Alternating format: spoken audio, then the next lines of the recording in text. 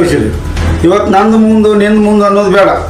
ನಾವೆಲ್ಲರೂ ರೈತರು ಒಂದಿನ ಒಬ್ಬನ ಮುಂದೆ ಆಗ್ಬೋದು, ಒಂದಿನ ಹಿಂದೆ ಆಗ್ಬೋದು. ಯಾರಿಗೆ ಈಗ ಕೆಲಸ ಮಾಡ್ತಕ್ಕ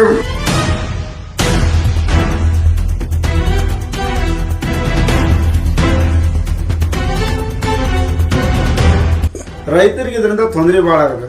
ಯಾಕಂದ್ರೆ ಚೀಲ್ಗಳು ಬರ್ತಾ ಇಲ್ಲ ಸರಿಯಾಗಿ. ಆಮೇಲೆ ಇದ್ರ ಬಗ್ಗೆ ಮ್ಯಾಗ ಫೆಡರೇಷನ್ದವರು ಒಮ್ಮೆ ವಿಸಿಟ್ ಮಾಡ್ಯಾರೋ ಬಿಟ್ಟಾರೋ ಗೊತ್ತಿಲ್ಲ. ಆಮೇಲೆ ಮಾಡಲಿ ಒಂದು ಜವಾಬ್ದಾರಿ ಅಂದ್ರೆ ಏನು, 2 ದಿನಕ್ಕೊಮ್ಮೆ ಆದರೂ ಇವ್ರಲ್ಲಿ ವಿಸಿಟ್ ಮಾಡಿ ಹೋಗ್ಬೇಕು. ಯಾವ್ದ್ರಲ್ಲಿ ಲೋಕಲ್ವಾಗಿ ಹೋಗಿ ತಹಸೀಲ್ದಾರ್ ಮುಂದೆ ಕುಂತು ಸುಳ್ಳು ಕಂಪ್ಲೇಂಟ್ ಮಾಡಿದ್ರೆ ಇಲ್ಲಿ ಕೆಲಸ ಮಾಡ್ತಕ್ಕಂಥವ್ರಿಗೂ ತೊಂದರೆ, ಎಲ್ಲದಕ್ಕೂ ತೊಂದರೆ ಆಗುತ್ತೆ. ಅದಕ್ಕೆ ಅದೇ ರೀತಿ ಸಮಸ್ಯೆ ಆಗಂಗೆ ರೈತರ ಮಾಲಿದು.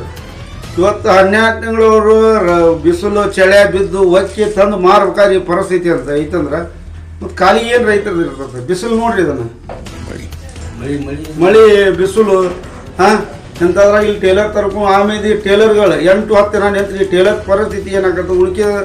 ಈಗ ನಾಳೆ ಇವತ್ತು ಏಪ್ರಿಲ್, ನಾಳೆ ಎಷ್ಟು ಇನ್ನೊಂದು 15-20 ದಿನ ಭೂಮಿಗಳನ್ನ ಒಗಾಟ ಮಾಡ್ಬೇಕು. ಬರೀ ಇದಕ್ಕೆ ನಿಂತ ಭೂಮಿಗಳನ್ನ ಒಗಾಟ ಮಾಡೋದು. ಇವಾಗ ರೈತರು ಕಸ ಕಡ್ಡಿ ಆರಿಸ್ಬೇಕು, ಹೊಲಗಳು ಹರಗಬೇಕು, ನೆಗಲ ಹೊಡಿಬೇಕು. ಇದು ಅಧಿಕಾರಿಗಳು ಗೊತ್ತಿರ್ತದೆ. ಇದು ಜವಾಬ್ದಾರಿ ವಹಿಸ್ಬೇಕು ಅಧಿಕಾರಿಗಳು. ಸ್ವಲ್ಪ ಏನು ಕೆಲಸ ಮಾಡ್ತಿದ್ದಾರೆ ಇವರು. ಬರ್ಬೇಕಿಲ್ಲ ಫೆಡರೇಷನ್ದವ್ರು ವಿಸಿಟ್ ಮಾಡ್ಬೇಕಿಲ್ಲ, ಏನೈತಪ್ಪ ನಿಮ್ಮ ಪಾಯಿಂಟ್ನೇ ಪರಿಸ್ಥಿತಿ ಅಂತ ಕೇಳಬೇಕು. ಕೇಳಿ ಅದನ್ನ ಏನೈತೆ ಬಗೆಹರಿಸ್ಬೇಕು. ಇಮಿಡಿಯೇಟ್ ಇದು ಬಗೆಹರಿಸಿದ್ರೆ ನಾವು ಹೋರಾಟ ಮಾಡ್ಬೇಕಾಗತ್ತೆ. ಮತ್ತೆ ತಹಸೀಲ್ದಾರ್ ಆಫೀಸಿನ ಮುಂದೆ ನಾವು ಹೋರಾಟ ಮಾಡ್ತೀವಿ.